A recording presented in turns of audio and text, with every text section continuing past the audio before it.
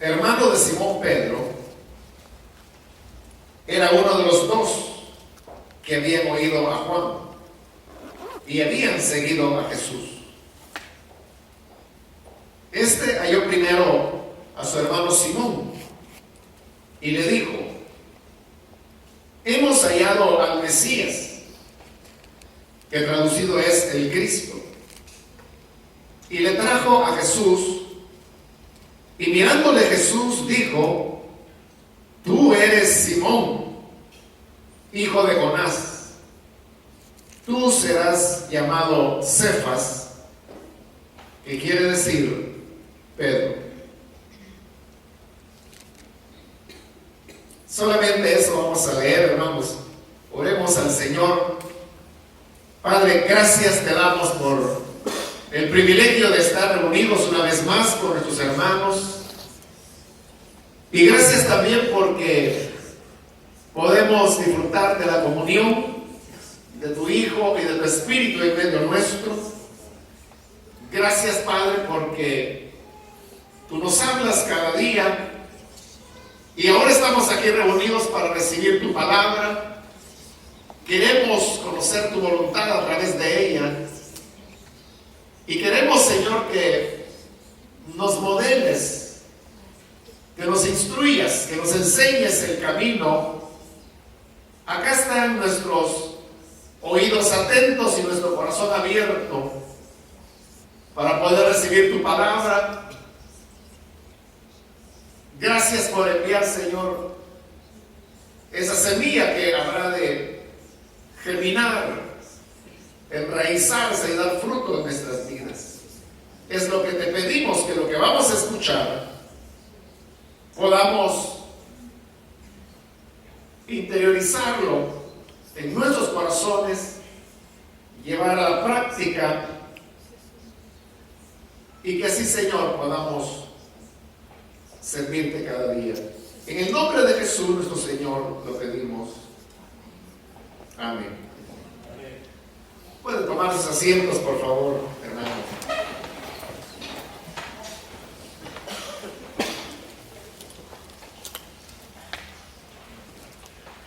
Estos versículos, hermanos, que acabamos de leer no relatan el primer encuentro que Simón tuvo con el Señor Jesús. Vemos que las cosas se habían dado de una manera inesperada. Simón no tenía idea de quién era Jesús, del recorrido que él había traído, aunque realmente aquí pues es el inicio de su ministerio, cuando él está comenzando a reclutar a sus primeros discípulos. Y entre ellos precisamente se encuentra Simón. En el encuentro vemos que Pedro no habla, es decir, en el pasaje que hemos leído es Jesús quien habla. Hablan todos menos Simón.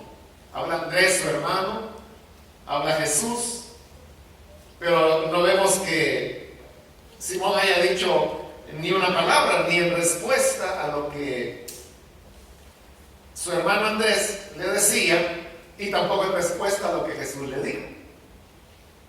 Curioso, porque el carácter de Simón era el de una persona extrovertida, que realmente hablaba sin pensar las cosas, ¿no? A veces decía algo y eso le llevaba problemas, y hasta que ya había dicho las cosas o había hecho algunas, él caía en la cuenta que no había estado muy bien lo que él decía. Es decir, era muy impulsivo, alguien que reaccionaba ante las primeras condiciones o elementos que le crearan a él algún tipo de emoción.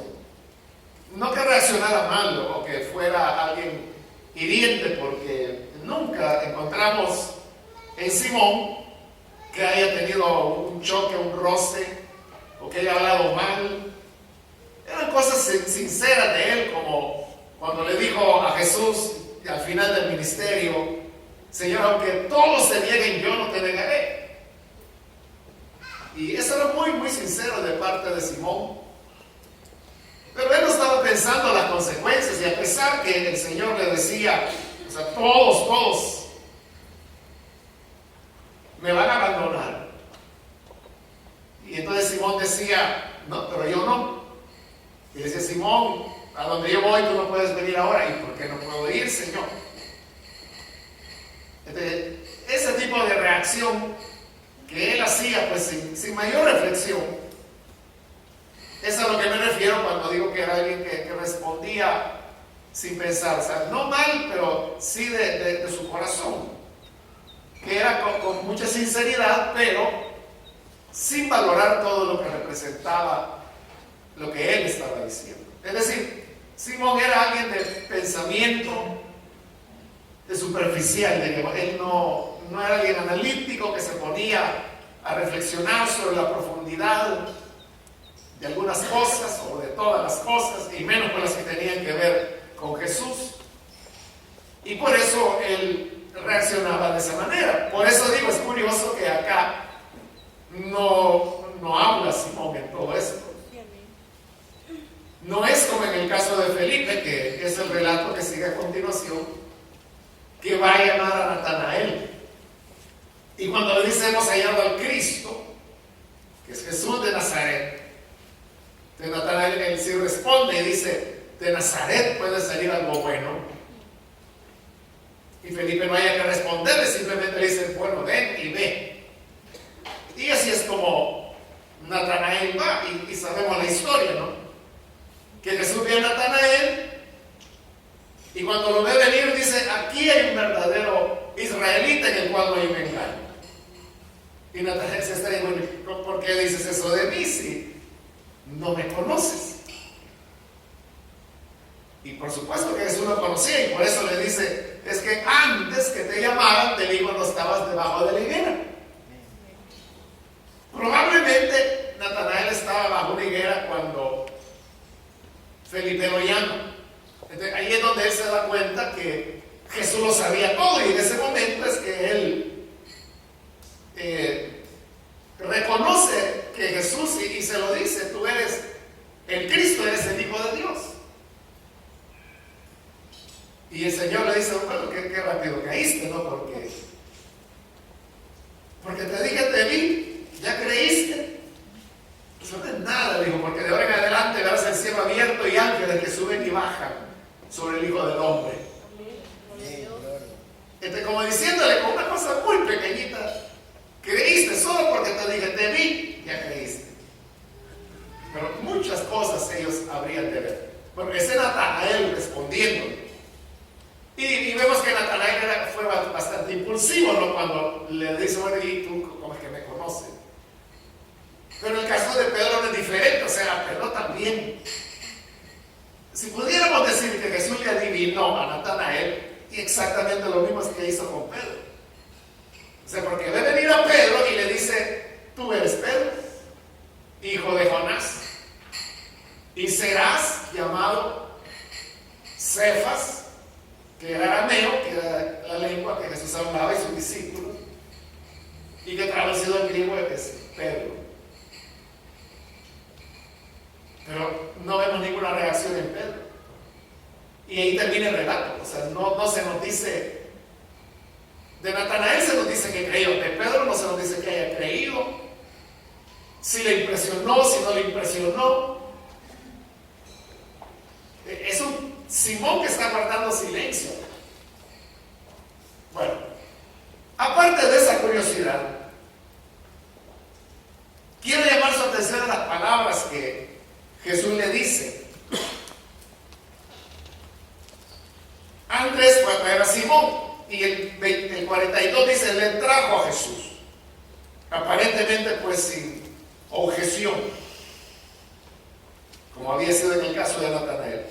Y mirándole Jesús, le digo, tú eres Simón, hijo de Jonás, tú serás llamado Cefas, que quiere decir Pedro. Entonces veamos que hay tres elementos, diríamos, en lo que Jesús le dice en este primer encuentro a Simón. En primer lugar le dice, tú eres Simón.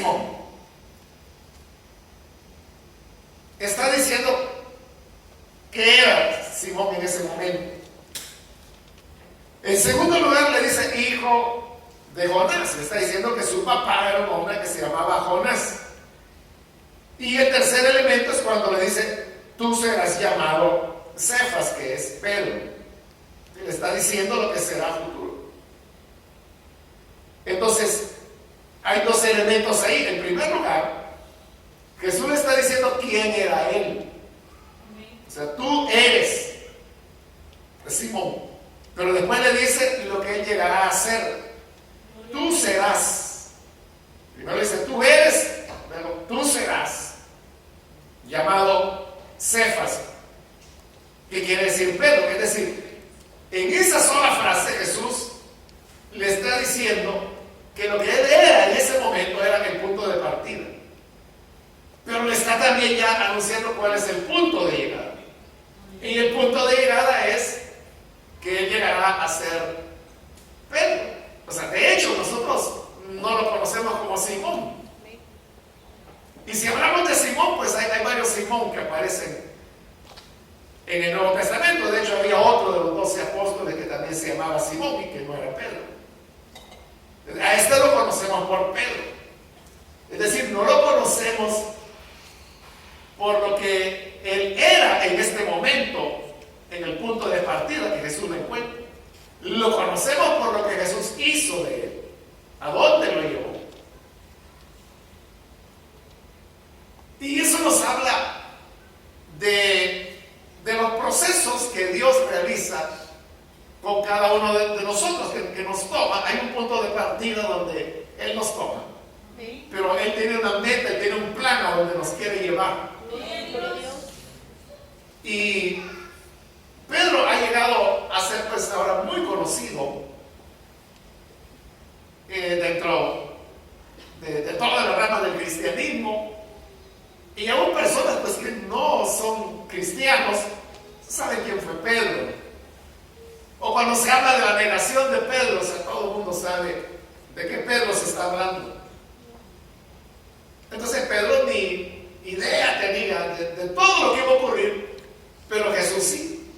Es decir, había llegado el momento, no solo para que el Cristo se revelara, sino que también era el momento para Él comenzar a reunir los elementos. Entonces es interesante que en el primer momento en que Jesús va a comenzar a desarrollar su ministerio, lo primero que hace es llamar a sus discípulos. Porque el Evangelio de Juan es hasta en el capítulo 2 donde Él va a convertir el agua en vino, y Juan dice, esta fue la primera de las señales que Jesús hizo. Es decir, hasta aquí Jesús no había hecho ningún milagro. O sea, según Juan, lo único que había ocurrido es que Juan el Bautista lo había presentado un día, que Jesús pasó por ahí y Juan dijo, este es el Cordero de Dios que quita el pecado del mundo. O sea, eso es todo lo que había ocurrido hasta ese momento. Entonces Jesús todavía aquí no es famoso, pero hay algo en Él que hacía ver a las personas que Él no era una persona ordinaria. Porque veamos, la tarde anterior Andrés lo había conocido y se había quedado con él, y eso fue en la tarde. Hoy es el día siguiente, pero ya Andrés viene con una convicción que este con quien han hablado es el Cristo, es el Mesías. O sea, en esas horas ya estuvo, él ya creyó. ¿Qué pasó? O sea, lo que sabemos es que no hubo milagro. Algo Jesús tuvo que haber hablado, pero el Evangelio no registra que fue lo que Él habló. El hecho es que no había mayores elementos como para tener algo, una convicción así, que abriera la puerta y no dijera, es que no hay duda que este es el Hijo de Dios o el Cristo. Entonces, eran cosas como esa que Jesús sabía quién era Él. Entonces, eso es lo primero que Jesús le dice: tú eres Simón. Y estas palabras Jesús les va a repetir más adelante. En el capítulo 16, que es cuando Pedro dice, tú eres el Cristo, el Hijo de Dios viviente. Entonces le dice Jesús, si tú ya sabes quién soy yo, yo te voy a decir quién eres tú. Entonces le dice, tú eres Pedro. Es diferente acá, que Jesús dice, tú eres Simón. Tú eres Simón, serás Pedro. Y allá, en esa confesión en Cesarea de Filipo, ahora Jesús está diciendo, tú eres Pedro. O sea, no es que Pedro estuviera terminado, porque no lo estaba. Porque este evangelio así termina. Cuando Jesús le dice a Pedro, mira, sígueme. Y le dice, cuando eras joven tú ibas a donde tú querías, pero cuando seas viejo te llevará a donde no quieres. Y dice Juan, eso lo dijo dando a entender con qué muerte Pedro había de glorificarle. Es decir, ahí Jesús ya padeció, ya fue sepultado, ya resucitó, ya está por irse. Y son las palabras que le dicen, mira, que todavía te falta camino por recorrer. Entonces, eso serás, Pedro, es algo que iba a tomar su tiempo, pero este es el inicio. Pero el inicio tú eres Simón. Entonces, al decirle, tú eres Simón, le estaba diciendo quién era él en ese momento. ¿Y quién era Simón? Bueno, Jesús mismo se lo dice ahí, eres hijo de Jonás. Entonces sabemos eso, que el papá de Simón se llamaba Jonás. Y en este mismo capítulo 1, pero en el versículo 44, ahí se nos dice que Betsaida era la ciudad de Andrés y de Pedro. Entonces sabemos que vivían en Betsaida. Betsaida era una ciudad que quedaba a orillas del lago de Galilea, que le llamaban el mar de Galilea, y que al igual pues que todos los que vivían en los alrededores se dedicaban a la pesca. Sabemos que Jonás por lo menos tuvo 2 hijos, Andrés, que es el primero que se menciona acá, y luego Simón. No podemos saber quién era mayor. No sabemos tampoco si había más hermanos o hermanas y que se dedicaban a la pesca, como toda la gente que vivía ahí. Pero también sabemos que Andrés y Simón eran amigos de Jacobo y de Juan, que también se van a convertir en discípulos del Señor. Entonces trabajaban y se ganaban la vida pescando. Entonces la base del grupo de los discípulos del Señor, que luego llegarían a ser los apóstoles, era gente pescadora. También sabemos que Pedro era un hombre que no tenía mucha educación.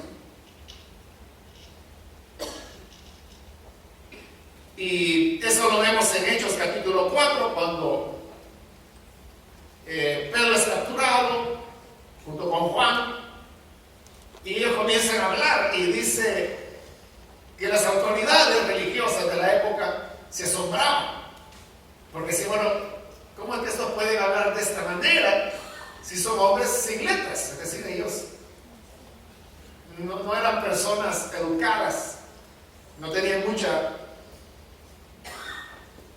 educación. O sea, probablemente Pedro podía leer, porque era una época en que la mayor parte de gente era analfabeta, en esa época, porque no había mucho que leer.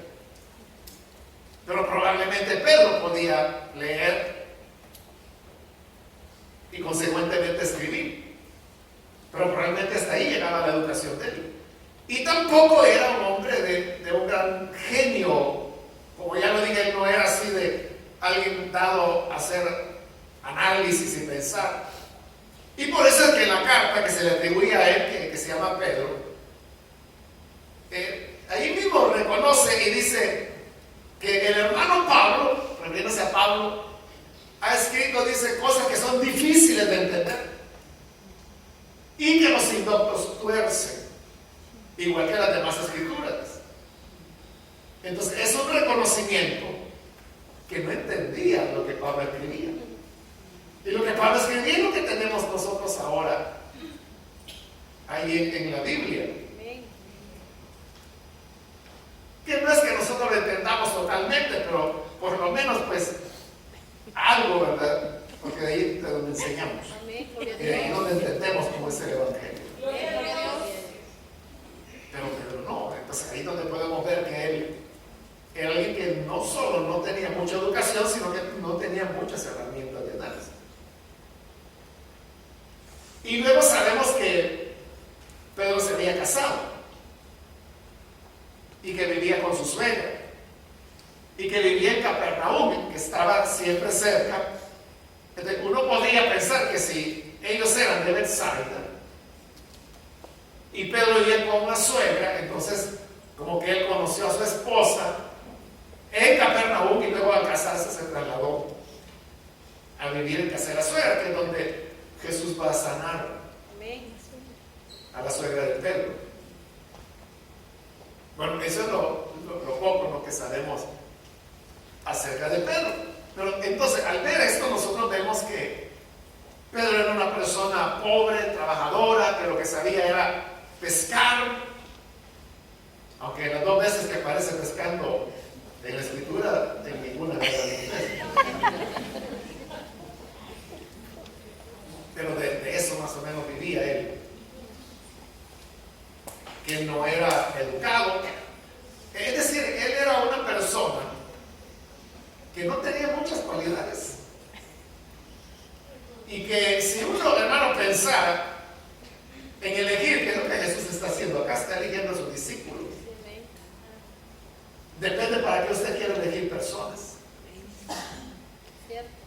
Cuando nosotros pensamos, por ejemplo, en elegir hermanos o hermanas para diversas funciones dentro de la iglesia, ¿en qué pensamos? Buscamos aspectos como que tengan ciertas cualidades. Eso buscamos cualidades. Y eso es lo que Pedro no tenía.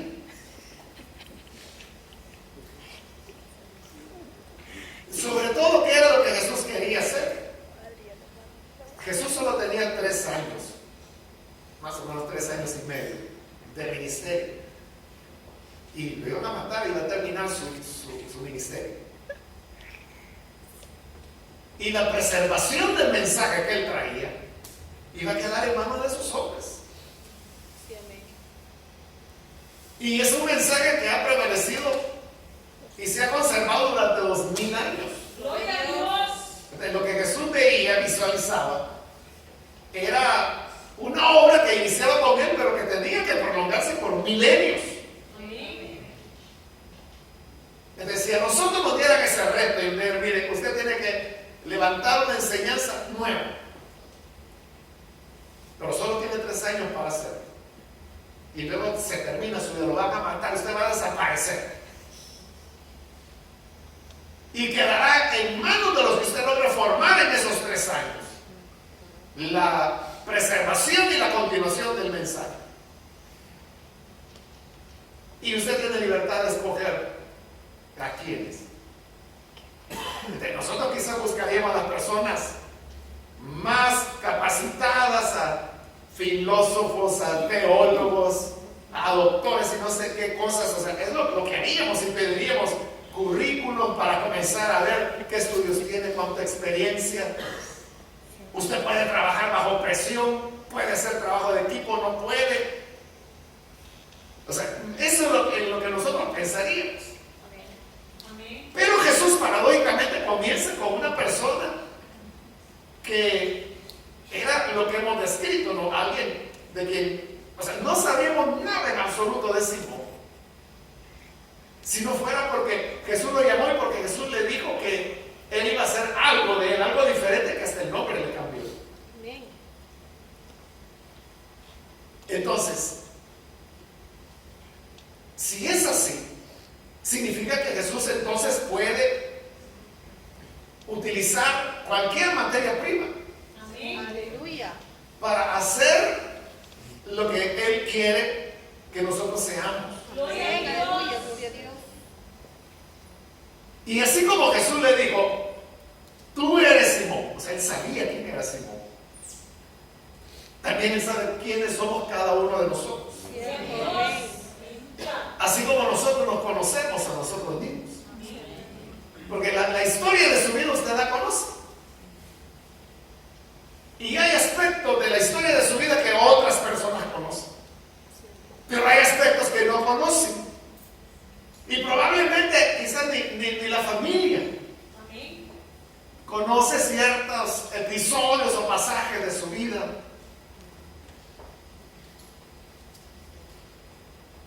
Pero usted sí lo conoce. Entonces, ese es el punto. Que uno puede preguntarse, bueno, ¿y qué es lo que Jesús vio en mí? Amén. Gloria a Dios. Para que Él me pudiera escoger. Entonces, como uno conoce lo que uno es, su vida, sus bajezas, sus debilidades, sus pecados, entonces uno dice, bueno, y Jesús no pudo haber encontrado otra persona mejor calificada, o que fuera más santo, o quizá usted mismo ve a otros hermanos, otras hermanas, y dice, bueno, así como esa persona, quizá sería una persona que le pudiera servir mejor a Jesús. Pero ese es el gran milagro, y esa es la gracia de Dios, que sabiendo quiénes somos nosotros, Él nos toma y Él sabe lo que somos. Entonces no es que Él esté engañado o que nosotros proyectamos una imagen que no es la real. Él sabe nuestra realidad. Amén. Aleluya. Así es. Allá a Samuel se le dijo, es que tú solamente ves lo que está delante de tus ojos, porque eso es lo que el hombre ve, pero yo veo el corazón, le dijo Dios. Aleluya. Amén. Jesús sabía perfectamente quién era Simón, y por eso le dice, tú eres Simón. Sabía quién era, qué hacía, su carácter, su personalidad, que tendrá que ir siendo cambiada. Porque esa personalidad de ser muy impulsivo lo llevó a Pedro a cometer varios errores. Sí, amén. Pero ese es el punto de arranque. Entonces, no importa, hermanos, lo que nosotros seamos, de dónde venimos, cuál ha sido nuestra historia anterior. Él sabe quién eres. Y Él sabe que contigo puede llegar a ser algo diferente. Como Simón, ese proceso que lo va a llevar a ser otra persona.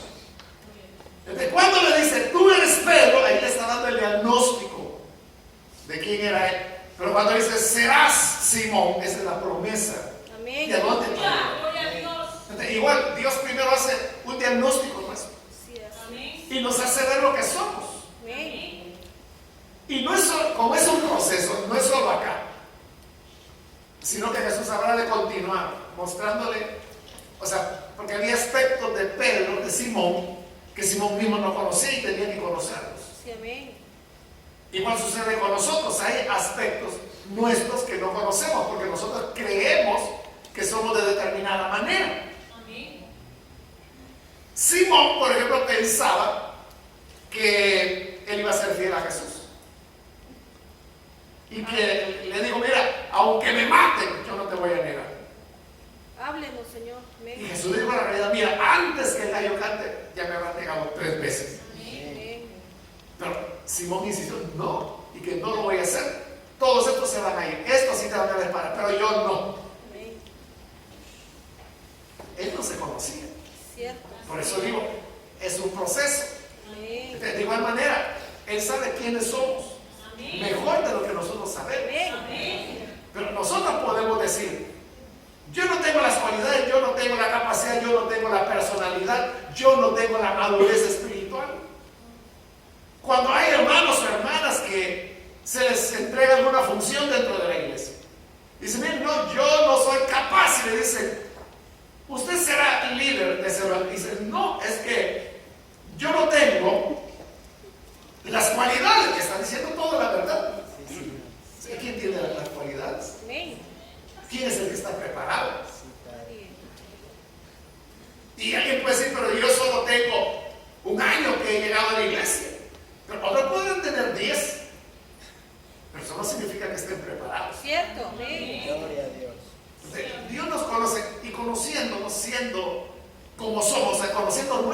realidad. Amén. Él nos dice, mira, yo sé lo que eres, pero también sé lo que serás. Aleluya. Gloria a Dios. Nosotros no sabemos a dónde vamos a llegar, qué es lo que hemos de ser. Simón no sabía lo que iba a hacer dentro de 3 años, menos o sea, porque a los 3 años ya vemos a Simón predicando el día de Pentecostés. Luego dentro de 10, dentro de 20 años. Y Jesús sí lo sabía, al punto que en la despedida Jesús le hizo alguna alusión de con qué muerte lo iba a glorificar. Es decir, Jesús sabía que Pedro iba a ser martirizado, por eso le dijo, mira, ahora tú no me puedes seguir, pero me seguirás después. Pero ese después fueron décadas después, Sí, amén. en donde él tuvo que continuar creciendo. Entonces, si nosotros, hermanos, nos preguntamos que ¿a dónde vamos a llegar? No lo sabemos. Y si lo supiéramos, por eso es que Dios no permite que lo sepamos. Sí, amén. Amén. Porque si lo supiéramos, nos acobardaríamos. Sí, amén. Aleluya. En el primer momento diríamos, no. Eso es lo que le ocurrió a Moisés. Que Dios se le aparece a Moisés y de un solo le dice lo que va a hacer. Sí, amén. Dice, mira, tú vas a sacar a mi pueblo y lo vas a llevar a una tierra que yo he prometido que fluye leche y miel. Y prueba de eso es que aquí, en este monte, me vas a adorar cuando ya vengas con ese pueblo. O sea, de una vez le digo. ¿Cuál fue la reacción de Moisés? No, Señor, yo no. Le digo, manda que tengas que mandar. Dice, que te equivocas. Yo no soy esa persona. Y dice, que yo iré contigo. Sí, pero yo no puedo hablar. Bueno, ella es tu hermano que va a hablar por ti. Amén. Sí, pero yo no sé quién eres. Ah, bueno, me presento. Me llamo Yo Soy. Aleluya. Gloria a Dios. Y cuando los ancianos me pregunten quién te llamó, así diles. Diles, yo soy. Se me apareció y me dijo, he venido para liberar a mi pueblo.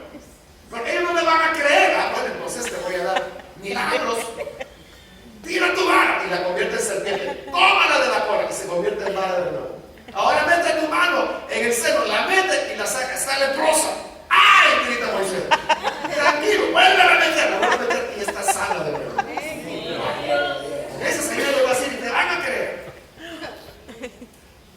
Pero ¿cuál es la reacción de Moisés? No, no puede ser. O sea, yo no soy la persona. Y uno preguntaría, si Moisés no era la persona indicada, ¿quién era? Cierto. O sea, no había nadie. Bien. Nadie que pudiera hacerlo. Por eso Jesús no nos dice nada mejor. Amén. Y nos toma, pero ¿a dónde vamos a llegar? ¿Qué vamos a llegar a hacer? No lo sabemos. Amén. Solo sabemos que está la promesa. El Simón, diagnóstico. Serás, Pedro. Es la promesa. Él no nos ha traído, hermanos, a bajar al Evangelio, Amén. sino que nos ha traído para que nosotros podamos cumplir un propósito. Amén. A Pablo también se lo digo claro, mira, yo me he aparecido a ti para que tú me seas testigo delante de los gentiles y para que los traslades del reino de las tinieblas al reino de la luz. Gloria a Dios. O sea, ¿qué es lo que se lo digo? Amén. Pero a Simón no. Solo digo, mira, serás Pedro. Pero ¿y eso qué significaba?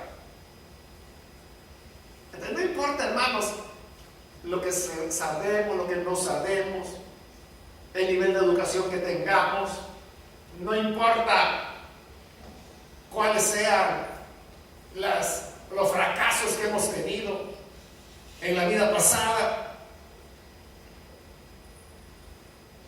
Lo importante es que lo que somos el punto de partida. Amén. Pero de ahí el Señor nos llevará en su proceso. Aleluya. Gloria a Dios. Ese es el primer elemento. El segundo elemento, después de haberle dicho, tú eres Simón, le dice hijo de Jonás. Se le está diciendo quién era su papá. Se llamaba Jonás, que obviamente no tiene nada que ver con el profeta Jonás. Amén. Tenían el mismo nombre, nada más. Entonces, es decir que Jesús conocía a su familia. Amén. Y Jesús también conoce la familia de cada uno de nosotros. Amén. Gloria a Dios. No sabemos nada, o sea, si apenas sabemos que Pedro estaba casado, ni sabemos cómo se llamaba la esposa de Pedro, menos cómo era su familia,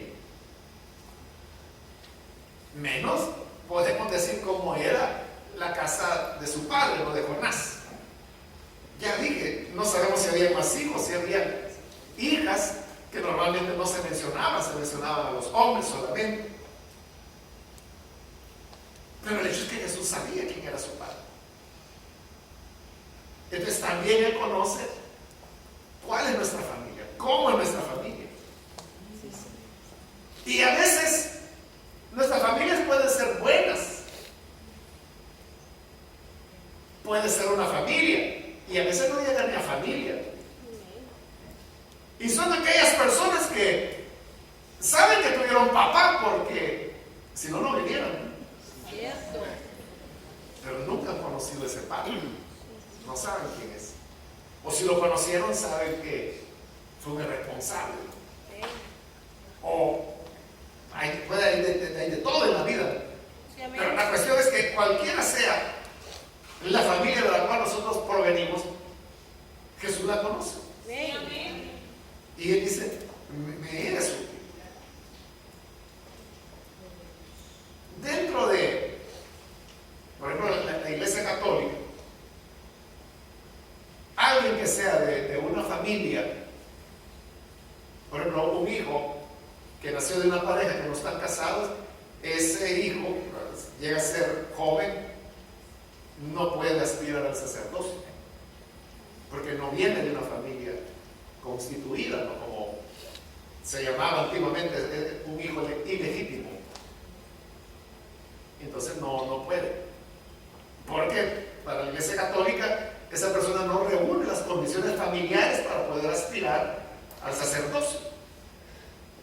Y a veces ese elemento lo extienden a las áreas educativas. Me recuerdo hace años ya una hermana en la iglesia que tenía dos niñas, y ella quería matricularlas en un colegio que era católico, porque quería que sus hijas tuvieran una buena educación. Entonces fue, y ya estando tuvo que pasar con la directora, que era una monja, y era una entrevista para poder matricular a las niñas. Y entonces le dice, ¿y sus niñas ya hicieron la primera comunión? ¿No? ¿Y sus niñas han sido bautizadas? Sí. ¿En qué parroquia se bautizaron? No, ahí en la iglesia del Indio. ¿Y esa cuál es? Le digo, es una iglesia evangélica. Obviamente ya se habían bautizado cuando tenía como 12 años, algo así. Es la imagen que yo tengo. Hoy ellas ya son señoras casadas, hasta hijos tienen ya. Pero la imagen que yo tengo de ellas que eran niñas, así como de 11, 12 años cuando se bautizaron. Entonces no tienen la confirmación, no. Ustedes no son católicos, no. Bueno, entonces lo sentimos, pero no puede. No pueden matricular a sus hijas acá, porque esta es una institución católica y solo recibimos católicos. Bueno, le digo, pero como esta es una hermana novelista, entonces le digo, mire, pero fíjese que yo conozco a una mi amiga que tiene a sus hijas aquí, está matriculada. ¿Quién es su amiga? Es fulana. Sí, es una madre de familia. Pero fíjese que ella no está casada, sino que el papá de estas niñas es solo su amante. Y ese no es el problema para que estén matriculadas. Y la monjita ahí no lleva qué decir. O sea, pero ese es claro, no me puedo matricular, tengo que ir a buscar un lugar.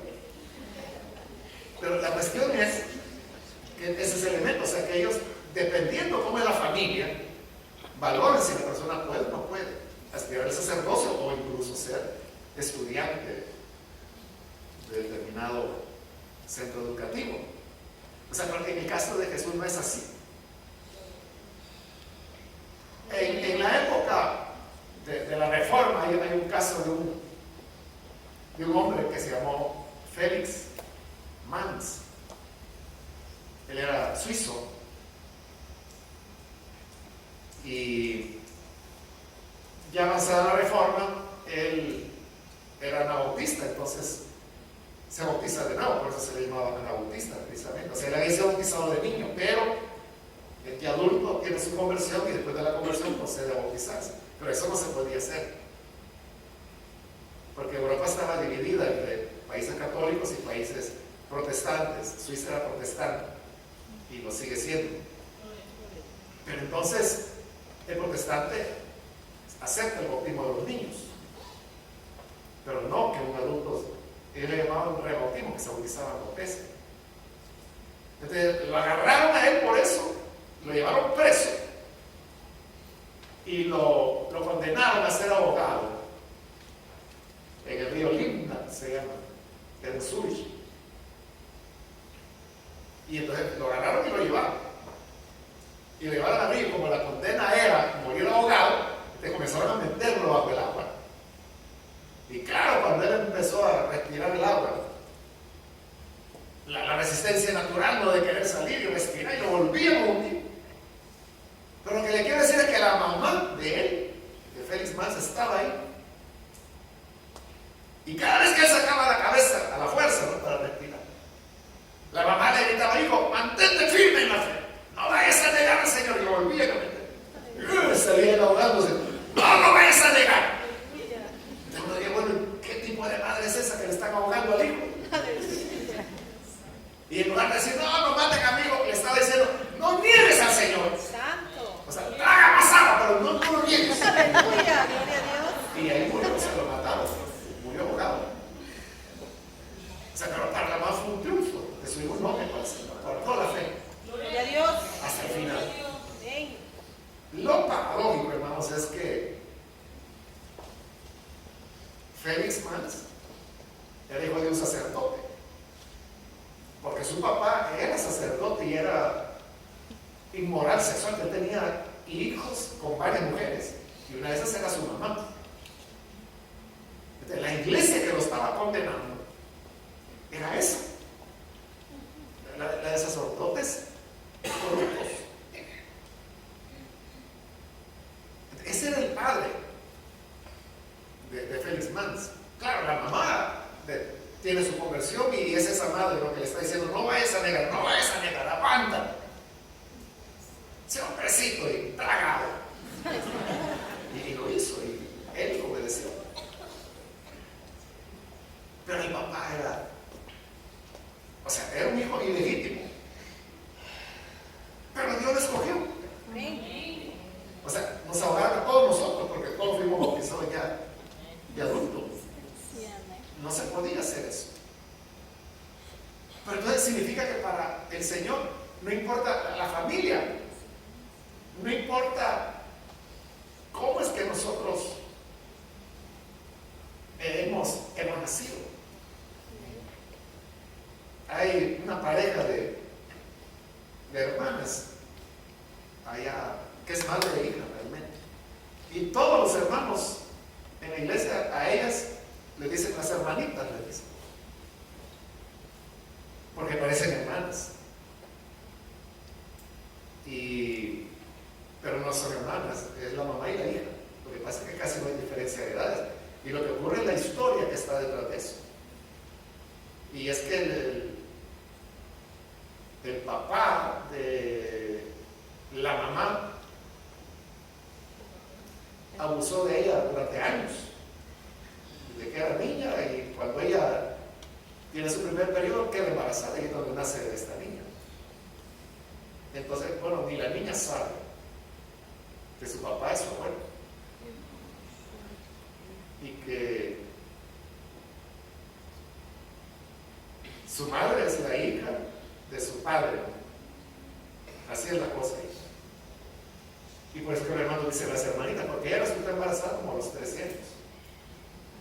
Casi no hay diferencia. Y su hija es ahora, bueno, es una muchacha, como dicen, ella desarrollada, ¿no? Es decir, que ella es niña, pero realmente tiene un cuerpo ya casi de mujer.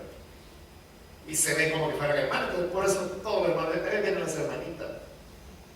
Pero las dos sirven al Señor. están ahí en la iglesia desde hace... O sea, yo sé el caso porque la hermana llegó a pedir consejería y pues yo la ayudé por un buen tiempo a salir adelante y a superar todo lo que ella había vivido en su infancia. Gloria a Dios. Pero la cuestión es de que la gente no lo sabe, ¿verdad? La gente, las hermanitas, creen que son hermanas, ¿no? Aunque ella nunca niega que es su hija, en realidad no, pero la gente así le dice. Dios sabe eso, o sea, de dónde nosotros venimos. Sí, amén. Y quizás nuestra familia pudieron no haber sido lo mejor. O quizás nos preguntamos, bueno, mi mamá para qué me trajo. O sea, si me iba a tratar de esta manera, entonces, ¿para qué me tuvo? Y tantas preguntas, pero Jesús lo sabe también. Amén. O sea, Jesús sabía quién era el padre de Simón, sabía cómo era la familia. Nosotros no sabemos, pero Jesús sí la sabía. Ese es el punto, que Él sabe cómo es nuestro origen, de dónde venimos. Pero aún así Él sabe que puede hacer algo con nosotros. Gloria a Dios. Entonces, no importa, uno no puede decir, es que yo nací con una nube negra sobre la cabeza porque mi papá era así o mi mamá era así, o mi mamá misma me abandonó, que eso quizás le duele más a la gente que el papá lo deje. Pero hay casos donde la mamá es la que se fue y dejó abandonados a los hijos. Pero no importa lo que haya sido tu pasado, Dios te puede usar. Aleluya. Y entonces es donde viene la promesa. Dice, tú serás Pedro. Como estaban hablando en arameo digo, serás Cefas, que significa piedra. Y luego ya el evangelio que está escrito en griego es Pedro, ¿no? Que significa piedra también. En los dos idiomas es lo mismo. Entonces le está diciendo que él es Simón, pero que va a ser Pedro. Entonces, en el Antiguo Testamento ya había antecedentes de personas a las cuales Dios les cambiaba nombre, como Abraham, que se convierte en Abraham, Sarai, que se convierte en Sara, Jacob, que se convierte en Israel. Y así, ¿verdad? Hay diversos nombres. Entonces Jesús le cambia el nombre a Pedro, porque siempre que Dios le cambiaba el nombre a una persona es porque la persona iba a cambiar. Amén. A veces era porque había cambiado, Dios le cambiaba el nombre, porque ya había cambiado. Y otras veces era lo inverso, le cambiaba el nombre y por cambiarle el nombre la persona cambiaba a futuro. Es lo que Jesús le está anunciando ahora a Simón. Eres Simón, pero serás Pedro. ¿Y qué significa Pedro? Piedra. Entonces, ¿qué es una piedra? Bueno, una piedra puede servir para varias cosas. Y la carta de Pedro lo que dice es que nosotros somos piedras vivas que formamos el edificio donde mora el templo del Señor, donde mora la presencia del Señor. Entonces, Pedro se ve así como una piedra. No como la piedra principal, porque luego Pablo va a decir que la piedra principal es Jesús y que nadie puede poner otro fundamento. Pero Pedro era alguien que iba a formar parte de ese edificio. Pero la piedra es un material perdurable.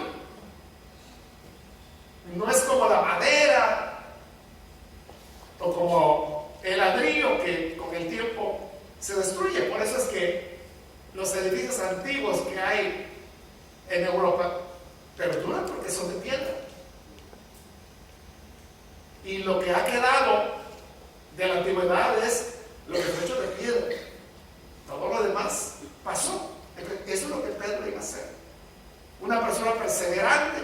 Y como Jesús le dice al final, cuando le va a negar, dice, mira, Satanás los ha pedido para zarandearlos, pero yo ya oré por ti, le dice Pedro, porque iba a fallar también. Y una vez vuelto, Dios se le está diciendo, vas a volver. Si va a volver es porque se iba a ir. Pero una vez vuelto le dice, conforta a tus hermanos. Le está encomendando que ayude a los demás. Y es lo que Pedro hace. Y es lo que lo vemos hacer en el libro de los Hechos, que él toma la dirección.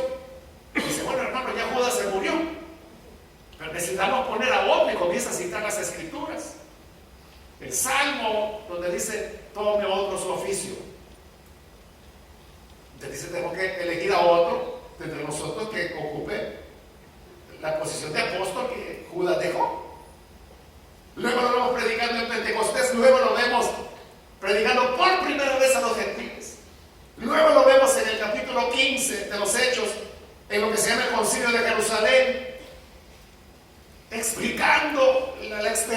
de cómo el Señor había tocado a los gentiles.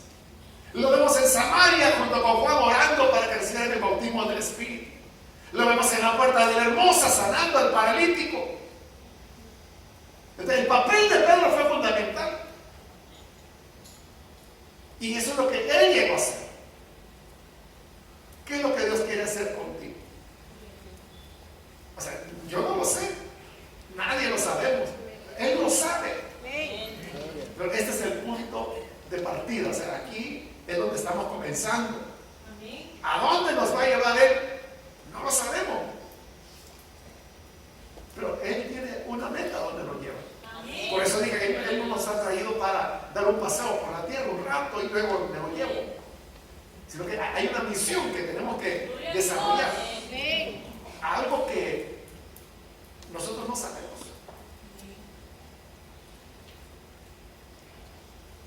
Recuerdo el día cuando a mí me ordenaron pastor. Eso fue en 1980. Y yo recuerdo que el hermano que estaba oficiando la ordenación, antes de orar, él dijo, ahí estaba mi papá, mi mamá, que habían llegado, no eran cristianos ellos, y esa era, creo que, segunda vez que asistían a una iglesia evangélica. Y él dijo, no sé si lo dijo por ellos, ¿no? Pero lo que él dijo fue que los hijos vienen y que uno no sabe qué es lo que Dios va a hacer con esos hijos, pero que hay un momento en que Dios los toma y que Dios los lanza.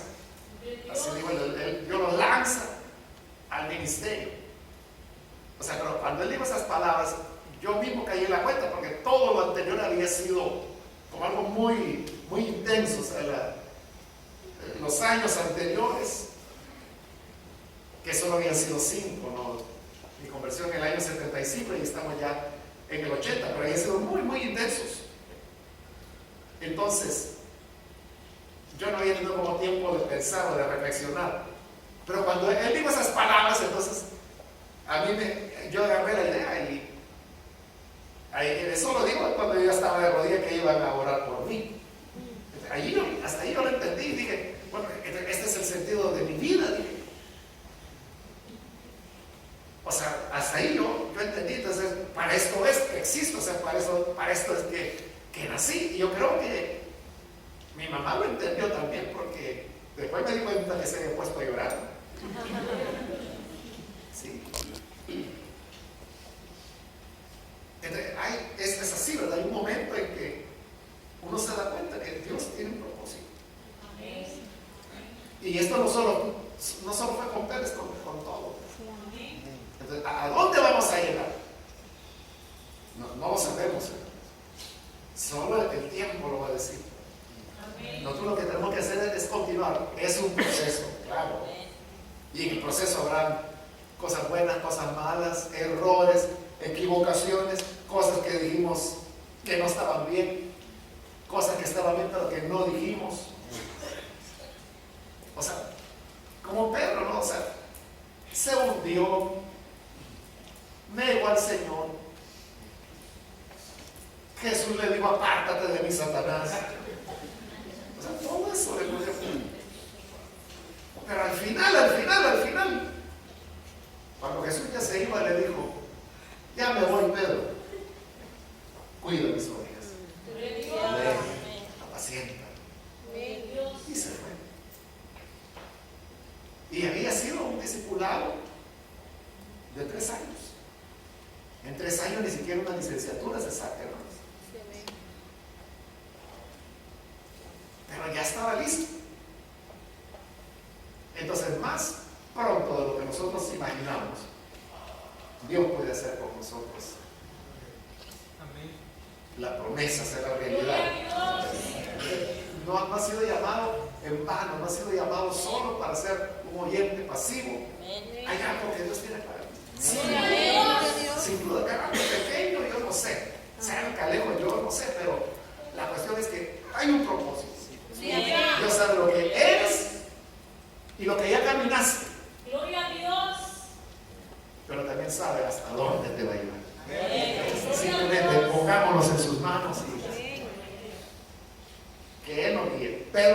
reaccionó, no dijo nada, ni una palabra dijo. ¿Qué habrá pasado con Simón? ¿Creyó? ¿No creyó? ¿Le pareció absurdo? ¿O le impresionó tanto que lo dejó mudo y por eso no dijo nada? ¿Quién sabe? ¿Verdad? Pero comenzó el camino. Ya no se desprendió de Jesús. Ya no se desprendió. Hasta su muerte. Le cambió totalmente la vida. Le cambió profesión.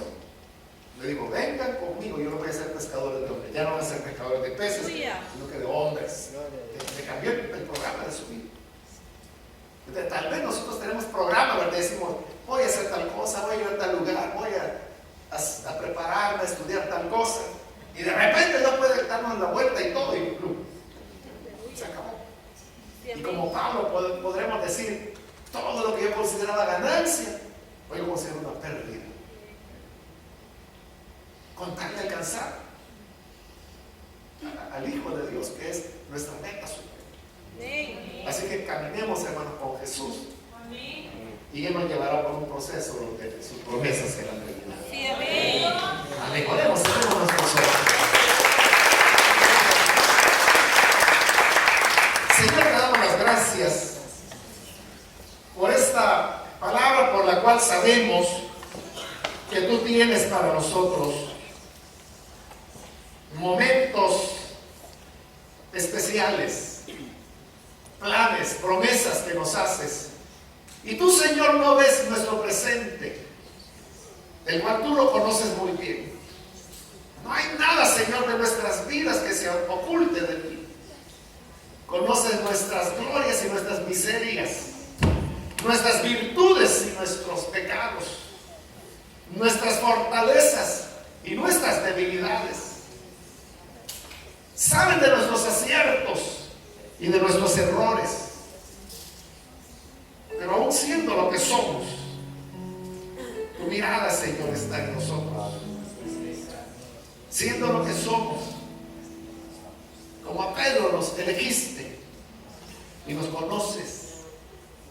Conoces nuestro padre, nuestra madre, nuestra familia, nuestro pasado, nuestra historia,